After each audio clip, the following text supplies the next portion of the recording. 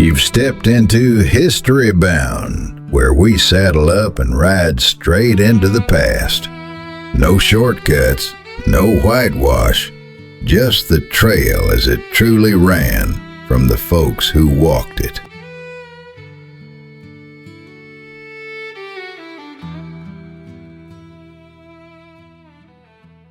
Folks nowadays like to think they've got a good notion of what a miracle looks like. They picture bright lights, angels fluttering around like spring doves, maybe even a voice from above speaking in thunder. Truth is, most miracles come dressed in dirt and sweat, wandering in with their hat in their hands and nothing but grit holding them together.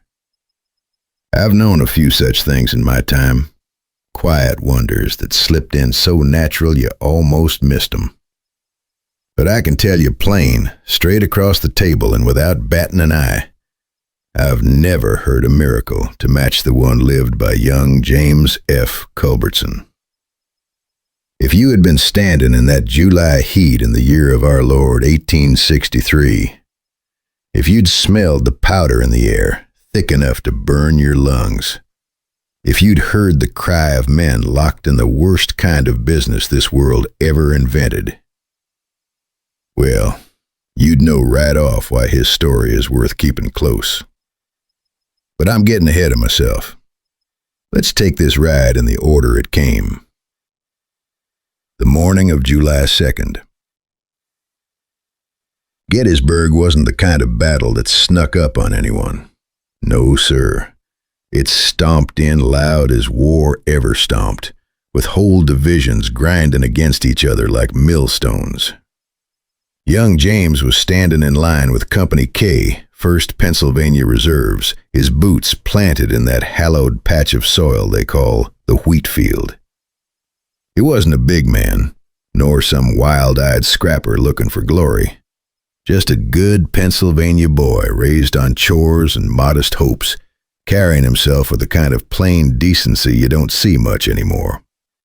And he was steady, quiet, but the right kind of quiet, the kind that holds fast when storms blow. The sun that July morning rose hard and hot, pressing down on every man like an extra pack to carry. The wheat around them, golden, tall, and peaceful as a preacher's field, swayed easy in the breeze. Hard to believe that in a few hours, that same wheat would be matted flat with the weight of dead men and stained darker than any harvest should ever be. But that's war for you. It don't care what grows or what dreams live there. War just takes. Orders rolled down the line, sharp and unforgiving. Company K, forward! James tightened his grip on his rifle, took a breath he likely thought might be his last, and moved with the line. Men walked shoulder to shoulder, boots thumping in rhythm, hearts thumping even harder. Some prayed under their breath. Others were white-lipped and silent. A few laughed the sort of laugh a man uses when he's too scared to do anything else. Then the guns opened. The Wheatfield exploded into chaos, rifle shots cracking like dry wood in a fire, artillery screaming overhead, the ground trembling with the power of it. Smoke rolled in thick waves, sweeping across the grain until the whole world looked like a fogged-over dream. James fought like the rest, ramming home powder, firing, stepping forward, firing again. He wasn't thinking of glory. He was thinking of the man next to him, and the one next to that, and the simple duty that brought him to this terrible piece of ground. And then, without any warning at all, fate took its swing. It came from somewhere in that devil's haze. Nobody ever found out who fired it. One moment, James was shouting to a friend 2 paces down the line, and the next, crack! A single round, sharp as a hammer blow from the Almighty himself, smashed into the soft place just behind his right ear. It plowed straight through the flesh and bone of his neck, cut its narrow path through the most precious real estate a man has, and burst back out behind his left ear. Most men would have dropped dead before breath left their lips. Most men would have been buried right where they fell. But James, by providence, luck, or plain old stubborn Pennsylvania blood, did not die. He dropped, yes, hit the ground hard, but life, thin as a thread, held fast inside him. The battle raged on over his body. First Union pushing Confederate, then Confederate driving Union, then Union sweeping back again. The Wheatfield changed hands so many times, folks said it was like trying to hold water in your fist. By the time night fell, James lay as still as the fallen, breath shallow and slow enough to be missed by any man passing by in the tumult. If the first day was hell, the second was its quiet echo. Men groaned in scattered heaps across the ground, calling for mothers, wives, God, water, anything that would come. Surgeons moved through the wreckage with their sleeves rolled up, saws in hand, faces set like stone. They were overwhelmed, outnumbered, and exhausted, and they tended the ones they thought they could save. James never made their list. Maybe they looked at the wound in his head and chalked him up as gone. Maybe they were right to think so. Maybe, with hundreds crying out, they simply never saw him. That field was choked with more suffering than one lifetime should ever see. So for 2 days, James lay silent, unattended, bleeding, dying, but not dead. The sun beat down on him. The night chilled him. Flies gathered. Blood dried. And still, somewhere deep inside, a spark the size of a grain of sand kept holding on. That spark, I suppose, is why we're telling his story now. When the third morning broke, it brought with it a strange sort of peace. The armies had moved on. The guns had quieted, the cries had faded, and in that lonesome, eerie calm, James's eyes flickered open. He didn't rise like a hero in a book. He didn't gasp or shout or call for help. He simply woke, groggy and half-blind, feeling the sticky pull of dried blood and the heavy weight of being halfway between this world and the next. He looked around, slow. Where once there had been comrades, officers, and enemies, now there was nothing but stillness and the grim reminders of battle. He was alone in a field that had nearly swallowed him whole. And he was alive. Some men, waking up like that, might have laid back down, figuring they were bound to die anyway and too tired to argue. But James wasn't built that way. He pushed himself up. The world spun. He collapsed. He tried again, fell once more. But on the third try, with legs shaking like a newborn colt's, he got upright.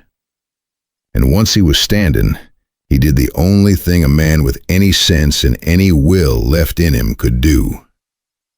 He started walking. 6 miles. It's nothing on a good day. Most healthy men could manage it without thinking, whistling their way along. But 6 miles while leaking blood from 2 holes in your skull? 6 miles with your vision swimming, your strength barely a whisper, and no guarantee you'll stay upright a single minute more? That's a different kind of journey.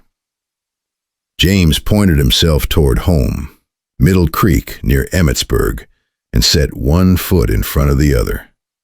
That's all, just step by step, minute by minute. He didn't hurry. He couldn't. Every pace was wrestled out of pain and the stubborn notion that life was worth clinging to. Some folks claim they saw him along the way. One woman said he looked like a ghost wandering out of the dawn.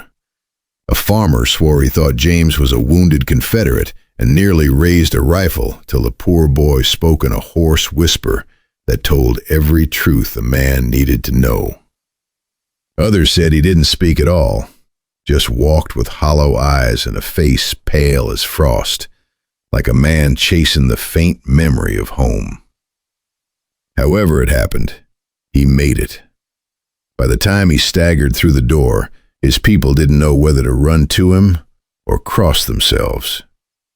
They thought he was dead, had heard the regiment suffered terrible losses in the Wheatfield. But there he stood, swaying, trembling, covered in blood and dust, and alive through nothing but sheer refusal to lie down. A doctor was called. James was tended. Slowly, painfully, he recovered, and against every rule of medicine, nature, and plain common sense, he lived. Boys returned home, some whole, most not. The country healed in fits and starts, much like James himself. But James didn't fade into obscurity. He lived another 54 years, carrying his scarred neck and his uncanny survival like a quiet badge. He never bragged about it, never spun the tale bigger than it was. He simply lived grateful. Married, worked, watched the world change into something bigger and stranger than the one he was born into. Lived long enough to see automobiles rattling down old wagon roads. Long enough to watch young boys read about Gettysburg as history instead of memory. He passed in 1917, a full life behind him. But there was one thing he kept until his last day. Not the bullet, not a medal, not some polished relic. He kept his hat. The very same hat he wore on July 2nd. The one with two holes, clean as a pair of eyes, one on the right, one on the left. A man who's looked death straight on and walked away doesn't need trophies. But a hat like that, well, that's a reminder. A quiet testament that Providence walks strange trails. And if you ever wander to the Gettysburg, beyond the Battle Museum, you can see that hat for yourself.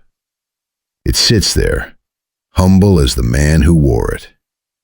Just an old bit of cloth with two bullet holes and a lifetime of meaning stitched into it. Some tales thunder, some whisper. James F. Culbertson's does both. It tells of a boy who should have died and didn't.